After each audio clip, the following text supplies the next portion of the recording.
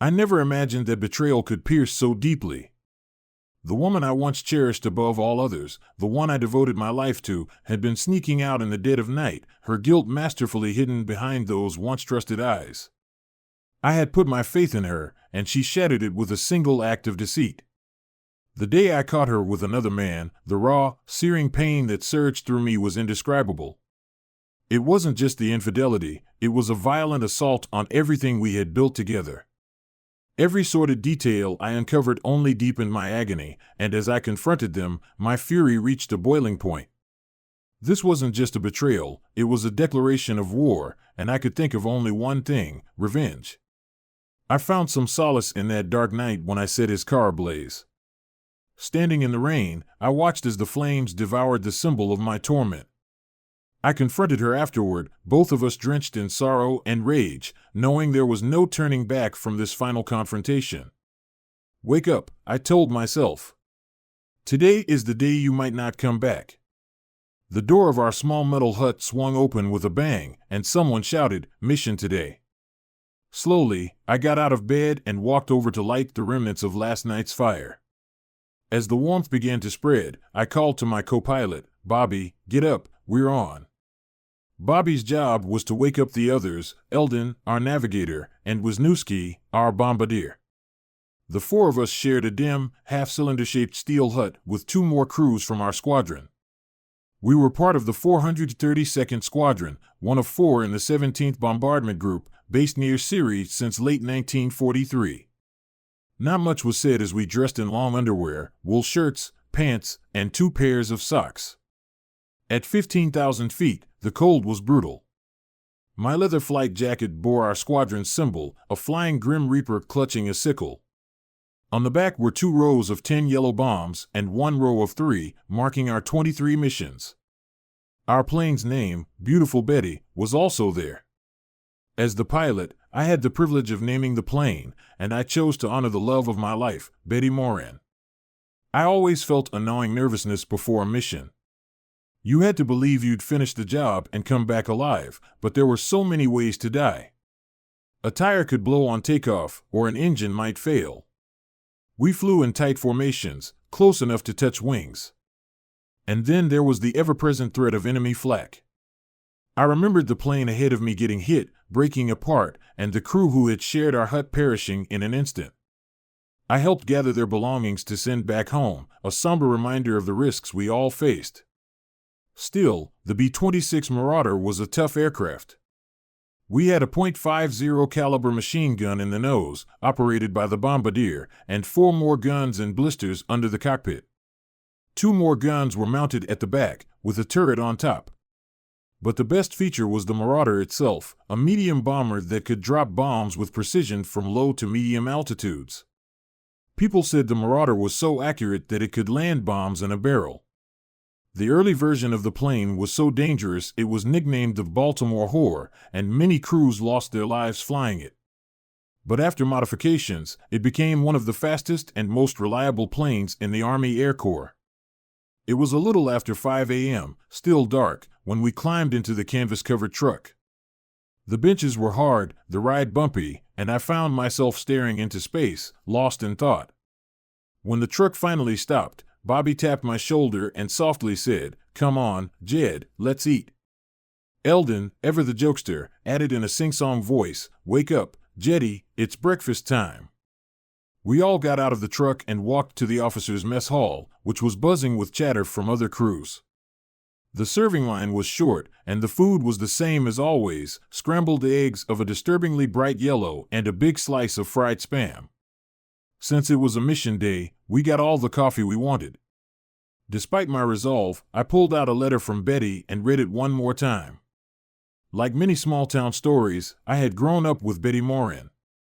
We met when she joined my 6th grade class, and from then on, we walked home together every day. Betty loved baseball, one of the many things I adored about her. It took me a while to notice when other kids started pairing up, mainly because my little friend had turned into such a beautiful young woman. She had a heart-shaped face like Betty Boop, with big blue eyes and dark hair styled in a bob. She had a nice figure too, with long legs and a graceful build that caught the attention of many boys. But Betty was certain about what she wanted, and that was me. Whether it was due to my charm or the close bond we had from growing up together, I quickly fell in love with her. We led an idyllic teenage life. We were together every day, attending the same classes, studying together, and hanging out at each other's houses. Some people might have found such a routine boring, but we thrived on it. Yet, we had a problem named Duke Williams. Duke was the smooth operator in town. He wasn't particularly good looking, but he was big, bold, and confident, thanks to his wealthy father. Duke tried hard to win Betty over, showering her with attention and constantly asking her out. She always turned him down politely, at least when I was around. Duke didn't like me. He was used to getting his way, but he wasn't smart or hardworking, and everyone noticed, including Duke. I got angry when Duke tried to woo Betty, but he never did anything direct, so I couldn't confront him without looking foolish. Most of the time, I just heard his mocking comments from afar, but I ignored them. My only goal was to leave that town. My parents were content with routine. My dad managed a dairy and valued the predictability of each day. My mom did everything at the same time, every day. If she was doing laundry, I knew it was 9 a.m. on a Monday without looking at a clock. But I was different. As a child, I might have liked routine, but as I grew older, I yearned for something more. The thought of staying in a small town for the rest of my life seemed pointless to me. The idea of living a life without purpose terrified me. If you want to see what I mean, take a walk through your town cemetery. Do you know any of those people? Probably not, but they were once living, breathing individuals who thought they mattered. Here's the truth: very few people make a difference, especially in a small town. Maybe I read too much, maybe I was smarter than some, or maybe I just never felt like I belonged. But I saw life as more than just getting married, raising kids, and being buried among a bunch of nobodies. I wanted a life that mattered. I envied the guys who only wanted to have fun. They had no big dreams or goals. Most were happy, some were discontent with their lives, but none of them did anything about it. But me? I felt like I had to make a difference. It was a burden. If I could describe myself in one word, it would be practical. I solved problems and looked at things logically. I don't know why I'm like that. Maybe it's in my genes, or maybe I'm just a bit socially awkward. I don't care if the glass is half full or half empty, I just want to find the right glass. So when the government offered free pilot training, I was one of the first to apply. They paid for all the classes and flight lessons for anyone willing to become an air cadet, and you even got a commission. Of course, you had to join the Army to get into the program. But it was a way to do something with my life instead of just fading away, and it was free education. At first, Air Cadet volunteers needed 4-year college degrees, and I was only finishing high school. But in 1940, they lowered the requirements so you only had to pass a 2-year college equivalency test. I took the exam and passed easily.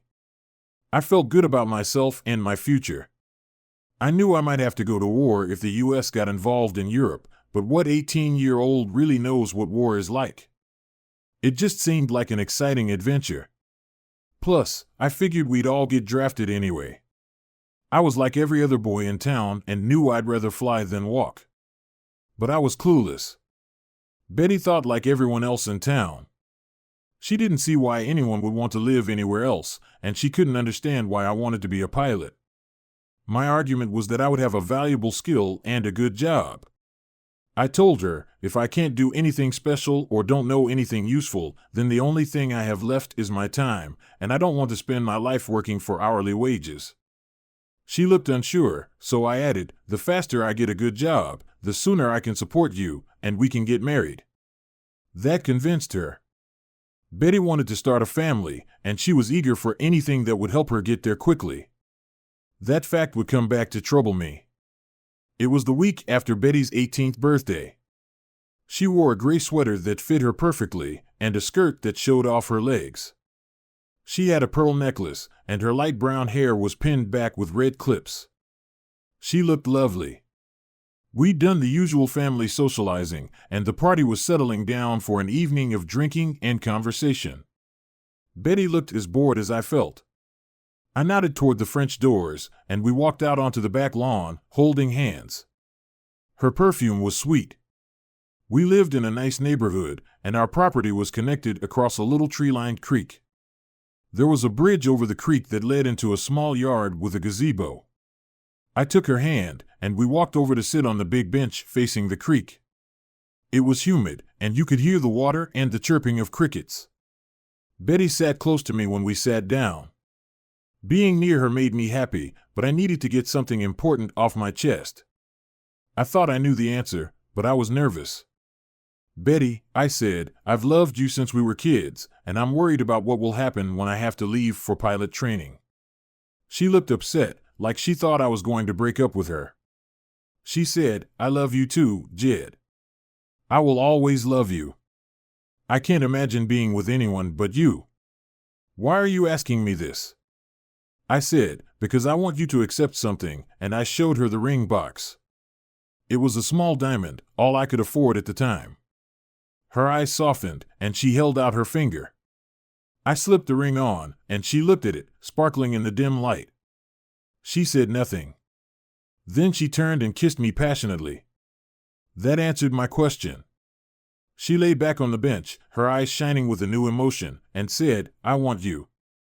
It didn't matter that both of our parents were close by. This was a private spot, and we had to cross that line. I held her and kissed her, and she sighed with pleasure. We were still dressed, but she had pulled her skirt up.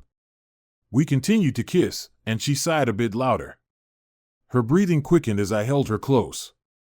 Her legs began to move, and she said softly, "Hold me." I was a virgin, but I knew what she wanted. My hands moved down her body and into her underwear. My fingers slipped into the space between her legs. It felt strange and made me nervous. The area was warm and slippery, with a smell I didn't recognize.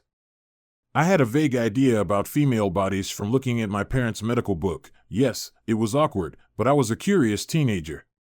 I knew about the folds of skin down there, but there was also a small bump that made her gasp. I moved further down and found the spot. Betty made noises and moved around. The closeness of the moment made my heart race. I had an idea of what to do, even though I was only 18, because guys talk. But we were both new to this, and we fumbled a lot before I managed to get my pants down, her underwear off, and everything in place. Betty was desperate by that point, whispering, "Please, do it. You have to." I held myself and put it at her entrance. I pushed gently.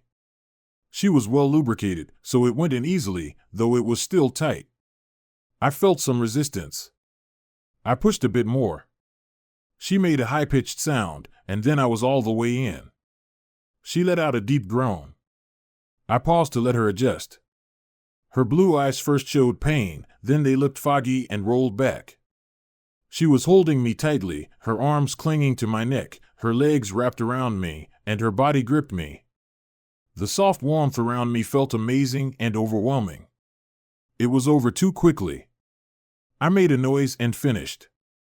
Betty then started moving a lot, making muffled sounds. Even though I had finished, her movements kept me hard. We moved together instinctively until she suddenly went stiff. I felt her body react inside. She made sounds like she was almost choking. She thrashed around as she reached her climax. Our first time was memorable, to say the least. Betty finally lay still.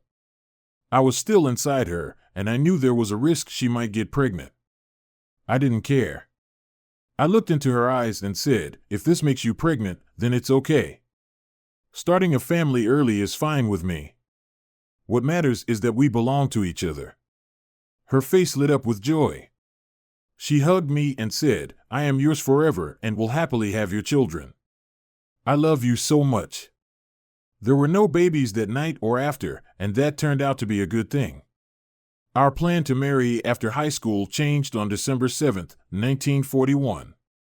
Plans don't stand a chance against the future's uncertainty. I remember sitting with my dad, listening to a football game on the radio. The announcer interrupted to report that Japan had bombed our fleet at Pearl Harbor. The next day, we were at war. They needed pilots right away, and I was already signed up, so I got a letter to report for duty. My parents drove me to Milwaukee to board a train with other young men, all of us scared. We didn't know where we were headed. The ride was silent. I stared out the window, thinking my old life was over, and the future terrified me. I thought, so much for being the bold adventurer. But change can't be avoided, and success depends on how you handle it. Betty wouldn't stop crying. She kissed me and said she loved me and would wait forever. It's a common story since ancient times. The Army had a plan for recruits entering a new world. An officer herded us to the front of a train car. The day-and-a-half ride to Fort Jackson was unforgettable. The officer sat in the back, flirting with a young woman, while the rest of us sat silently, lost in our thoughts, numb with shock. I felt completely alone. The car was dark, and I couldn't sleep. The only sound was the train and the woman's voice from the back. For the first time, I was by myself and felt panic. My dreams of making a difference were buried under the reality of separation. I thought it would be easier. Arriving for recruit training, not called basic training back then, was tough. South Carolina in June is unbearable, with rain, heat, and bugs. We stood in line in the humid, awful weather at Fort Jackson. Every soldier we passed told us, "You'll regret it." They gave us numbers instead of names, then shaved our heads. They took away our civilian clothes and personal items. We stood in a line, naked, while they gave us new shirts, pants, socks, and underwear. They charged us $25 for all this, which was $4 more than our first month's pay. I thought I was scared before, but then I met the guys in the round hats. Their job was to turn us into real soldiers. Sergeant Hunt was the scariest. He was tall and about 70 pounds heavier than me. I stared at him, feeling fear creep up my spine. He must have noticed me staring. He walked over, stopped 2 inches from my face, and shouted, spit flying, "What's wrong with you, boy? Do you have funny feelings?" It was a strange question. I said, "No." "Big mistake." He yelled even louder, "That's no, sir." I shouted back, "No, sir." I was starting to understand how things worked. He asked, "Then why were you staring at me instead of looking straight ahead?" I yelled, "I'm sorry," then added, "Sir." Hunt gave me a mean look and said, "Well then, let me help you remember. Drop and give me 30. That was my first lesson in Army life. You grow by facing challenges. Most people deal with things like school, jobs, and even getting married, but those who grow the most face impossible tasks, things they never thought they could do. Those are what make a person strong. The first 6 weeks in the Army did that for me. Learning that I could handle everything the Army threw at me gave me confidence. It taught me to take control of my life.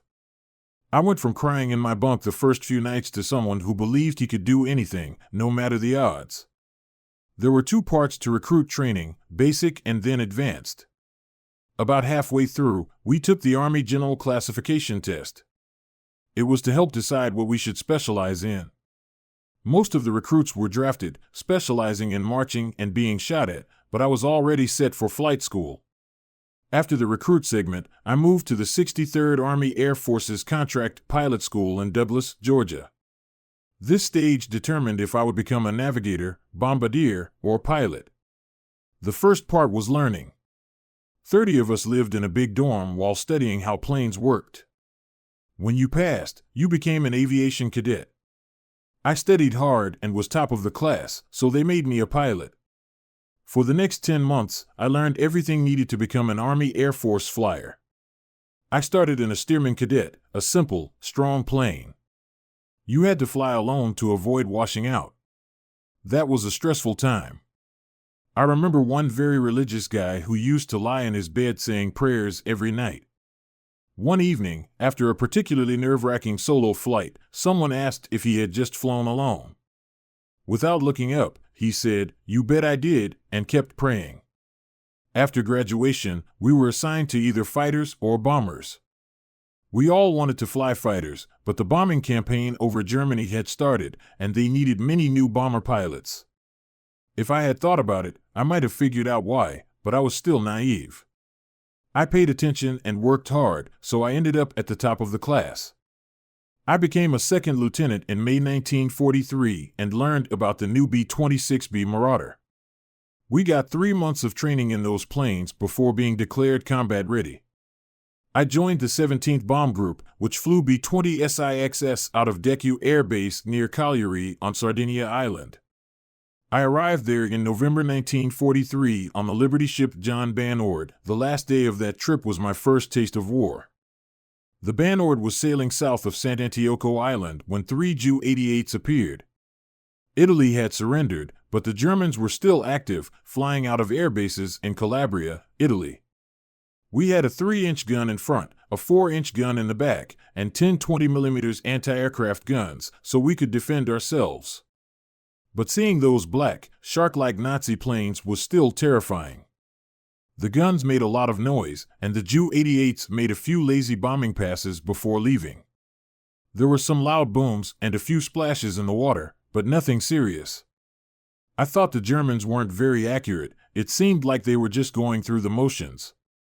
That was my first lesson in war. I had imagined a relentless enemy willing to do anything to kill me, but most of the other side were just kids like me, doing their job and trying not to die.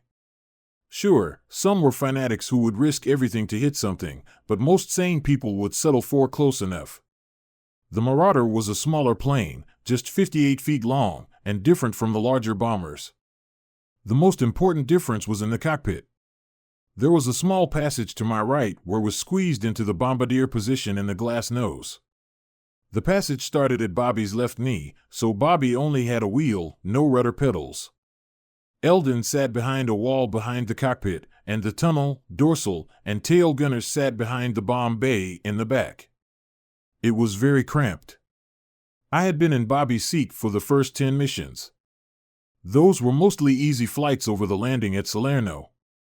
The soldiers on the beach were getting hit hard by the Germans, so we were sending every bomber we had, even the big ones, to help them break through. But it was the low-flying B-25 and B-26 planes that took out the German tanks. We were based just across the sea in Sardinia, so we flew several missions every day through September. The Marauder could carry heavy bombs, but for these trips, we had smaller bombs for soldiers and tanks. Our 4 side machine guns allowed us to shoot at the Nazi groups, causing significant damage. I moved up to the pilot seat when Captain Morrison went home after 35 missions. I also got a promotion. Morrison was a good teacher, and my crew was excellent, so the transition went smoothly. That was when Bobby joined us. He was a year younger than me, 21 to my 22. His family was Italian, and he had a strong Bronx accent. He liked the local girls, and they liked him back. As for me, I lived for letters from home. I got one from Betty in every batch. They were mostly cheerful stories, filled with news about what was happening back home. One thing I didn't like was hearing that Duke had been marked unfit for service.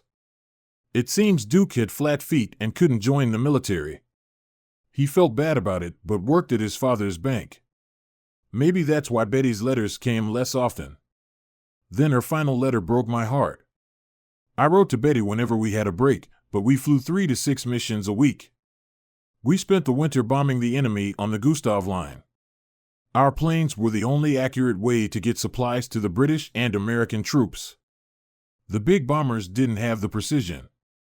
After we destroyed the old Benedictine Abbey at Monte Cassino in February 44, the advance up the peninsula was slow. Then, we changed targets for some reason. We started bombing the train yards in Marseilles and Toulon almost every day in April and May. The events of June 6 cleared up why we were doing that. Cutting off enemy railways made sense since our forces were fighting in Normandy, but back then, I couldn't understand why we were hitting places like Lyon and Clermont-Ferrand. Everyone in the briefing room gasped when they revealed the day's mission. We were to hit 2 big train yards in Lyon. We got the job instead of the big bombers because the train yards were in the town center. It was the farthest our planes could fly. The photos showed heavy defenses with concrete flak towers everywhere. We knew some of us wouldn't be coming back. Dawn was breaking. It looked like a clear and sunny day, but the British Pathfinder plane over the target reported clouds, so we waited by the planes until almost mid-afternoon. It was strange seeing farmers quietly working in their fields while we prepared for war. I thought they might cancel the mission as it got late. We had been waiting for hours when the Follow Me Jeep came out, and we knew it was time to go. We hurried to our positions, closed the hatches, and the ground crew started the engines. Beautiful Betty's engines roared to life. Taking off felt routine. I was just a 22-year-old kid, but training made it second nature. We took off every 20 seconds and formed up at 10,000 feet in a tight formation. The sea below was bright blue and calm. The French coast by Marseille looked beautiful. This was the famed Riviera, once a spot for the rich and famous, now lined with barbed wire. The Luftwaffe had weakened the German Air Force, so no enemy fighters showed up during our 3-hour flight. The sun was setting as we approached Lyon. We bombed, following the lead plane's Norden bombsight. We were the lead in the second group, making us a prime target for the enemy gunners below. The flak was so thick it seemed you could walk on it. The constant explosions rocked our plane. We were the last group to drop bombs, and the German gunners were getting accurate as we arrived. WIS had just called bombs away when a huge explosion hit us. It temporarily stunned and deafened me, shaking our plane violently. The explosion must have been near the starboard engine because we lost power and began trailing smoke. The B-26 was the fastest bomber in the U.S. fleet because of its high wing loading. In simple words, that means without the needed speed, the plane flew like a brick. When we lost the second engine, the plane tilted and started a steep dive. The dive helped me get to plane level again. We were flying straight for a short time, but Betty, our plane, was moving oddly at about 150 miles per hour, almost sideways because one engine was still working. I lowered the flaps to try to keep us in the air, but it was clear we wouldn't last much longer. Billy Spark, our tail gunner, shouted into the intercom, "They're all dead back here." I told him to parachute out. His spot had a hatch he could use. Then, I looked at Bobby. Most of his head was gone. That's where the blood on the windscreen came from. WIS was making scared noises, trying to get out of the bombardier tunnel.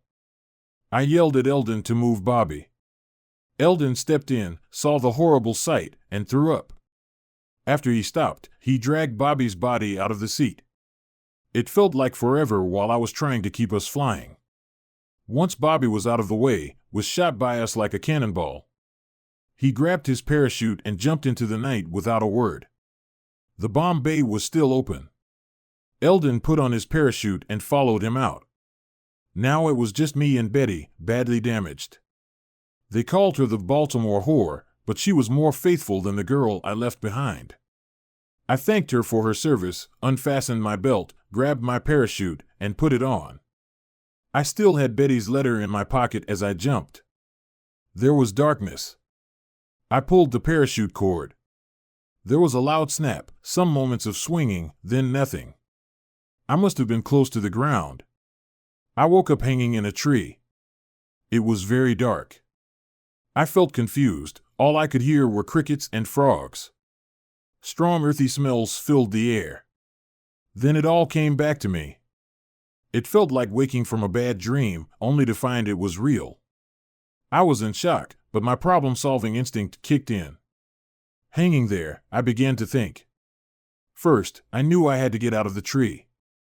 It took a few careful minutes to unbuckle the parachute while slowly turning in the branches. I was unhurt, except for a bump on my head and some scratches. I got those falling through the tree. I had an escape kit and a first aid kit on my parachute harness. They gave those to every flyer.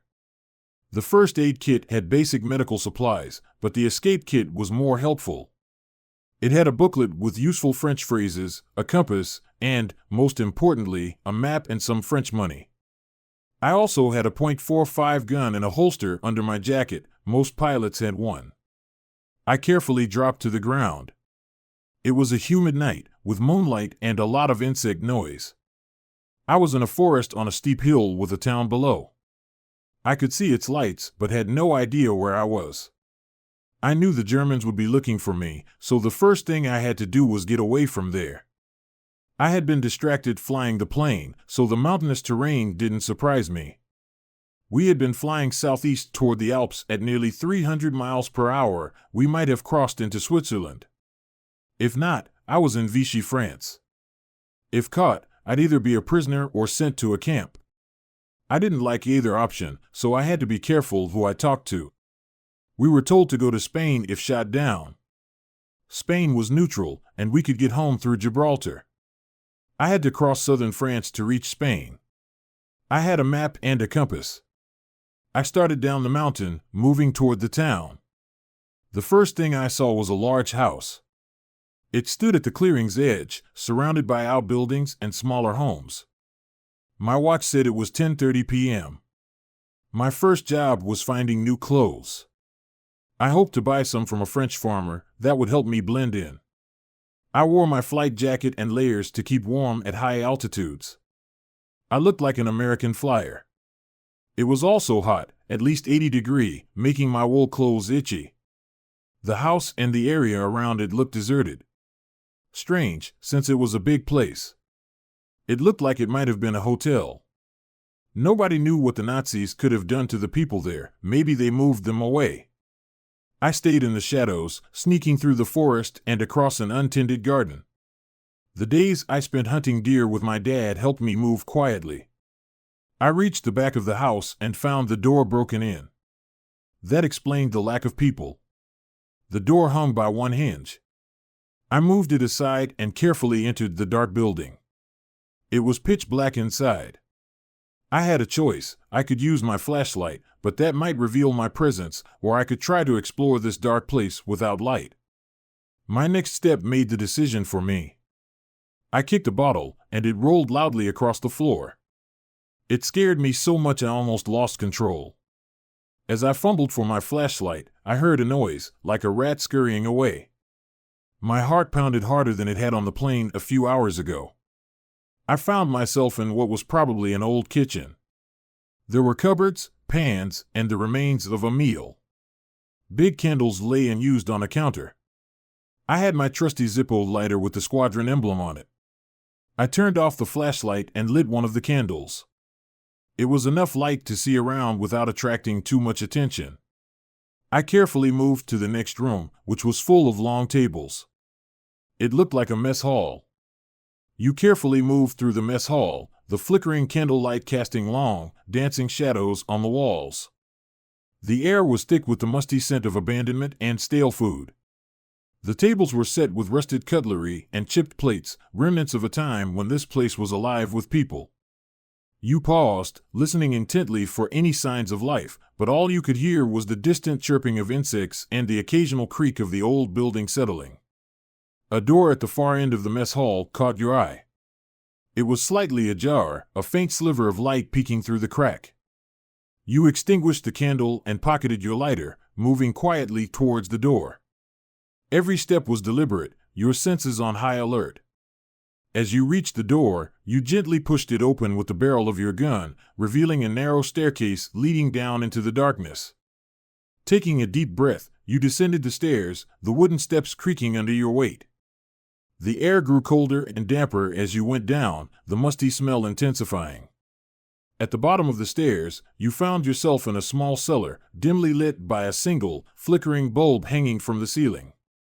The room was lined with shelves filled with dusty jars and bottles, and in the corner, you noticed a pile of old blankets and clothes.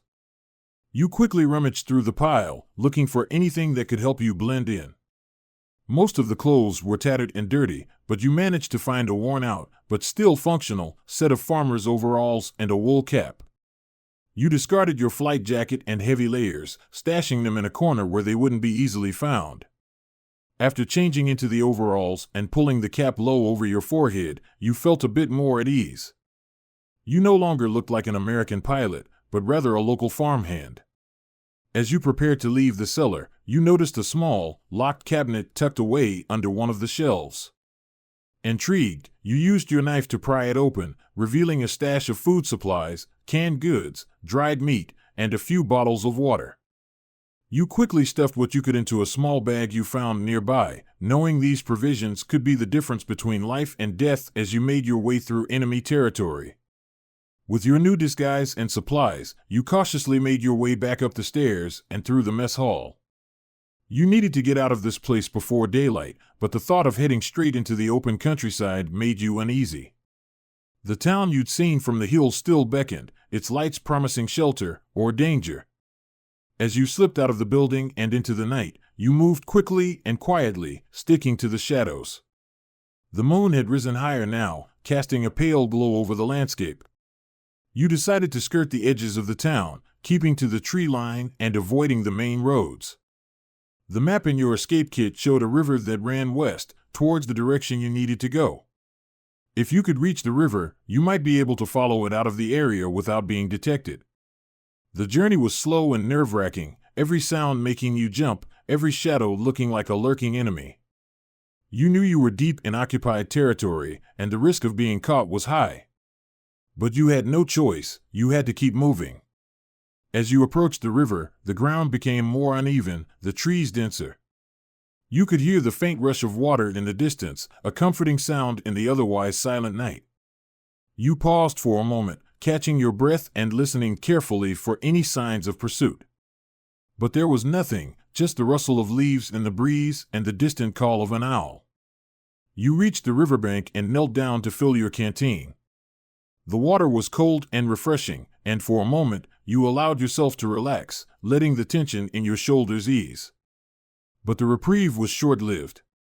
As you stood up and turned to continue along the river, you heard the unmistakable sound of footsteps approaching from behind. Your heart pounded in your chest as you instinctively ducked behind a nearby bush, gripping your gun tightly. The footsteps grew louder, more deliberate, and you realized with a sinking feeling that whoever was coming was not alone. You peeked through the leaves, your breath catching in your throat as you saw 3 German soldiers making their way down the path, their rifles slung over their shoulders. They were speaking in low voices, their words indistinct, but their tone casual, as if they were on a routine patrol. You held your breath, willing yourself to remain perfectly still. The soldiers passed within a few feet of your hiding spot, oblivious to your presence. You watched as they continued along the riverbank, their figures gradually fading into the darkness. You waited until you were sure they were gone, then slowly emerged from your hiding place. Your mind raced as you tried to decide your next move. The river was no longer a safe route, not with patrols in the area. You needed to find another way out, and fast. You glanced at the map again, your eyes scanning the terrain for an alternative route.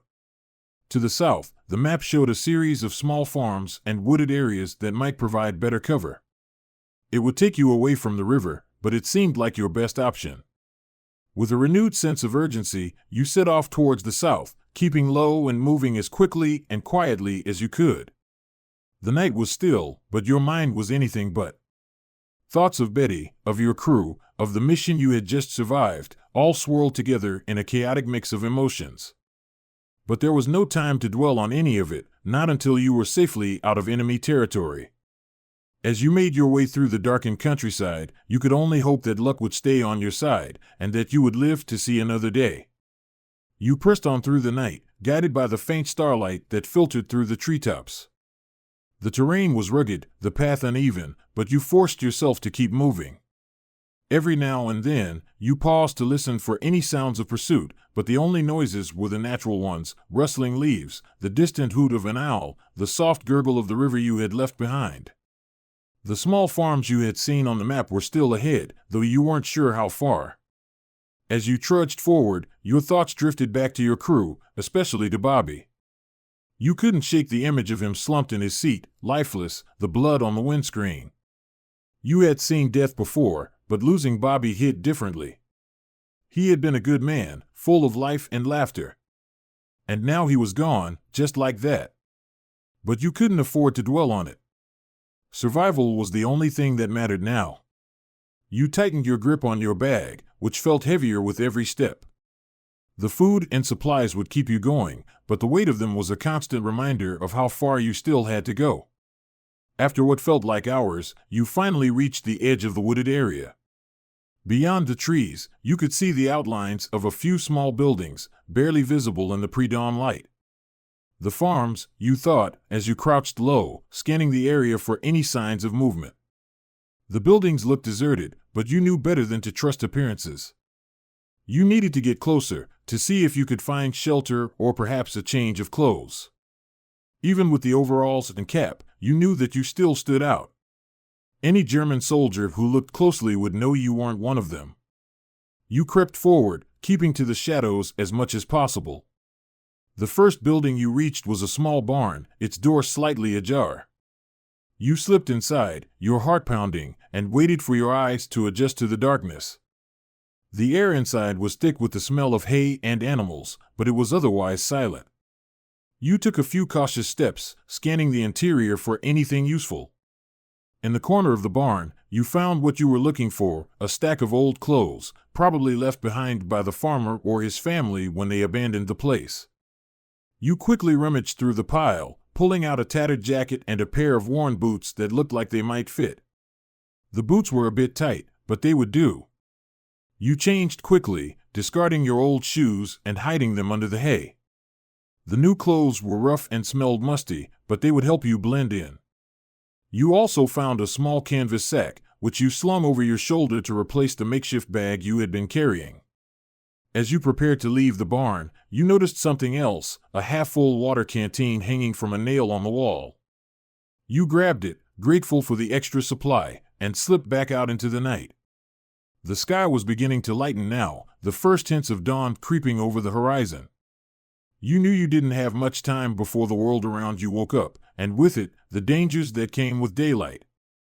You needed to find a more secure hiding place, somewhere you could rest and plan your next move.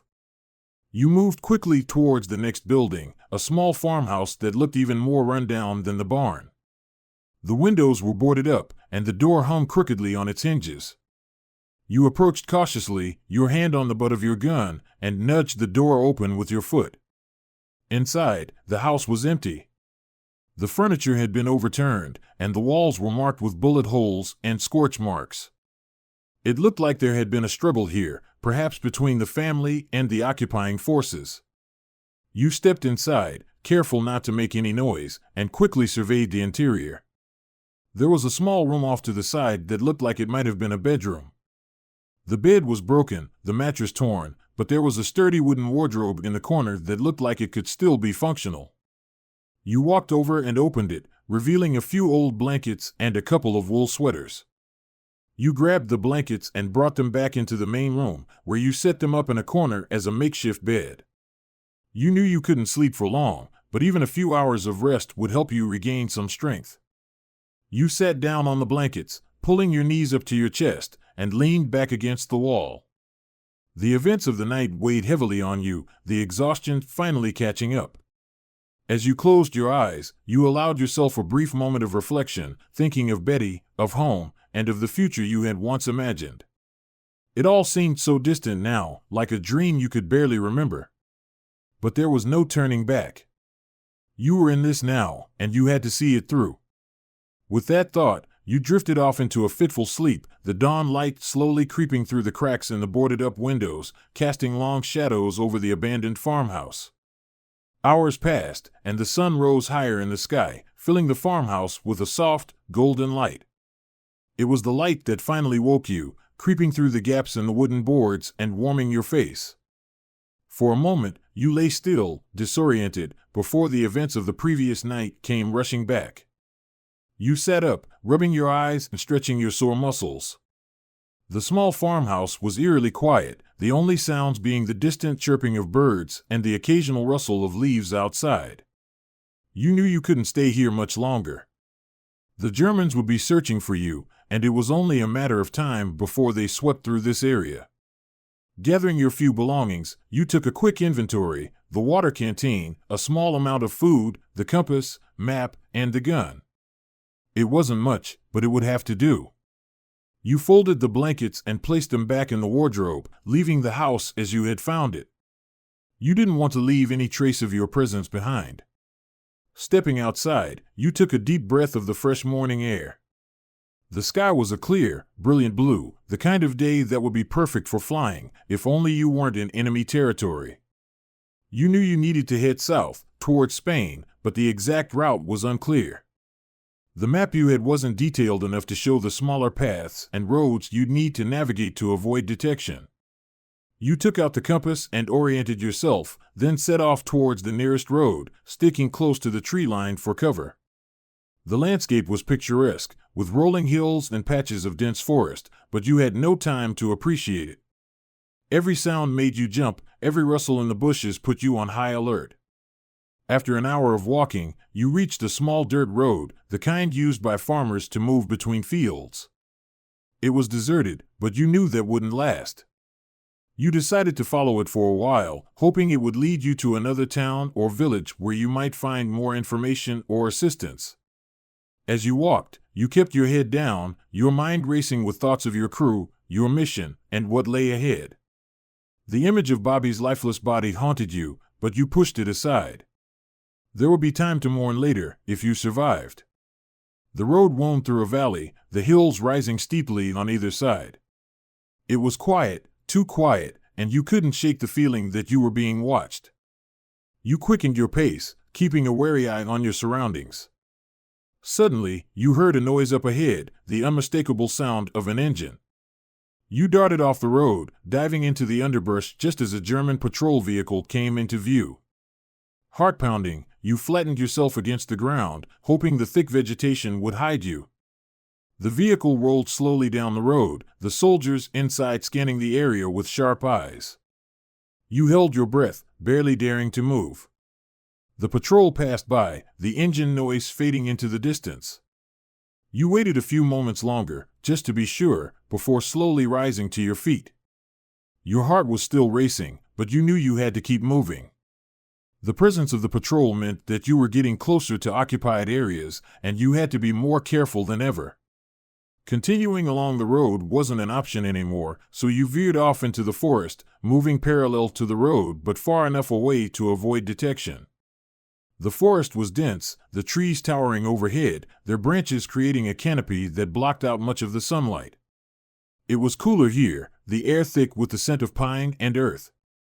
As you made your way through the woods, you noticed a stream running through the undergrowth, its clear water sparkling in the dappled sunlight.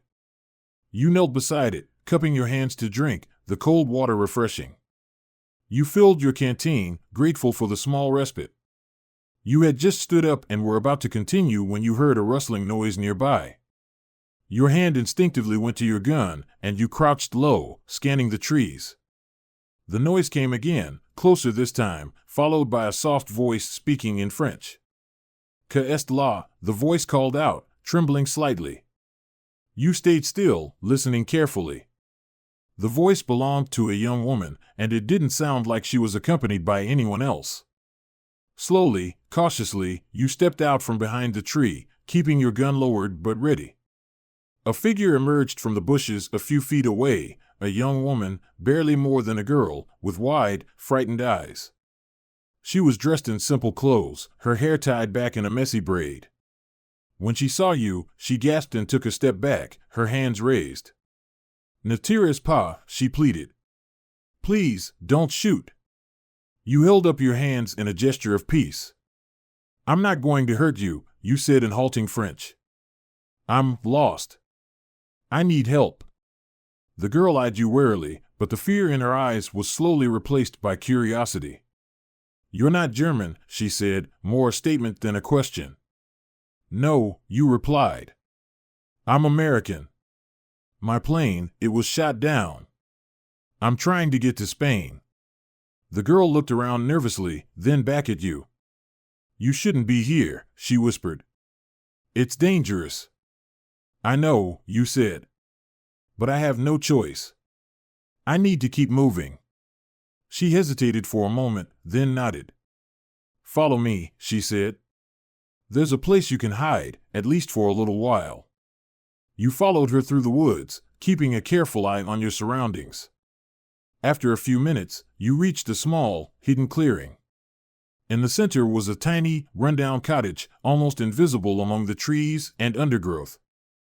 This is my grandfather's hunting lodge, she explained as she led you inside. No one comes here anymore. You should be safe for now. The inside of the cottage was cramped and dusty, with a few pieces of old furniture and a fireplace filled with cold ashes. It wasn't much, but it was shelter, and for that, you were grateful. Thank you, you said, turning to the girl. What's your name? Marie, she replied. My name is Marie. I'm Jed, you said, offering a tired smile. Thank you, Marie. You've saved my life. Marie nodded, her expression serious. You can stay here for a while, but you'll need to leave soon. The Germans, they're everywhere. I know, you said. I'll be careful. She lingered in the doorway, as if unsure whether to stay or go. I'll bring you some food and supplies later, she said finally. But I have to go now. If they find out I helped you. I understand, you said. Thank you, Marie. I won't forget this. With one last glance, Marie slipped out of the cottage and disappeared into the forest. You watched her go, then turned back to the small room, sinking down onto the rickety bed with a sigh. You were safe for now, but the road ahead was still long and perilous. With Marie's help, you had a chance, a small one, but a chance nonetheless. And that was enough to keep going. You closed your eyes, trying to rest, but your mind was already racing ahead, planning the next move, the next step on this dangerous journey. The war was far from over, and so was your fight to survive.